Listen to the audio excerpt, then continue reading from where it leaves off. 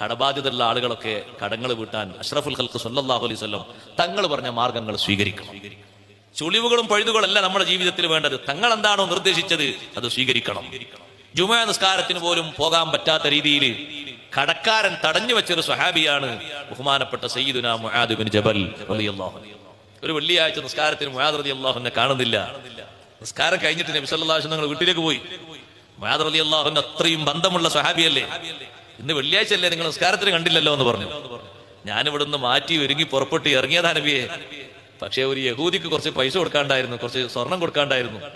അത് കൊടുക്കാൻ കഴിയാത്തതുകൊണ്ട് അയാൾ എന്നെ തടഞ്ഞു വെച്ചു, എന്നെ വിട്ടില്ല.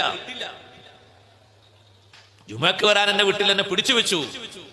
ഇത് പറഞ്ഞപ്പോ അഷ്റഫുൽ ഖൽഖ് സല്ലല്ലാഹു അലൈഹി വസല്ലം നിങ്ങൾ പറഞ്ഞു, ഭൂമി നിറയെ നിങ്ങൾക്ക് ഒരാൾക്ക് സ്വർണം കൊടുക്കാനുണ്ടെങ്കിലും നിങ്ങൾ പേടിക്കേണ്ടതില്ല. സൂറത്ത് ആലി ഇമ്രാനിലെ 26, 27 ആയത്തുകൾ ഓതിക്കൊടുത്തിട്ട് തങ്ങളത് ചൊല്ലാൻ പറഞ്ഞു എല്ലാ ദിവസവും.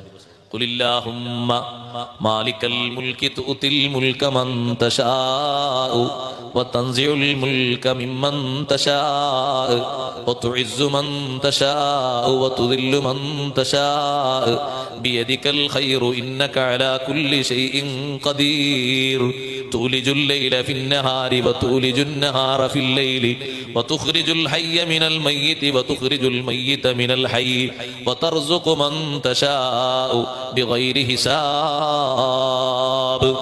ഈ ആയത്തുകൾ എല്ലാ ദിവസവും ഓതാൻ വേണ്ടി മുആദ് റളിയല്ലാഹു അൻഹുവിനോട് നിർദ്ദേശം കൊടുക്കുന്നു സയ്യിദുനാ റസൂലുള്ളാഹി സ്വല്ലല്ലാഹു അലൈഹി വസല്ലം.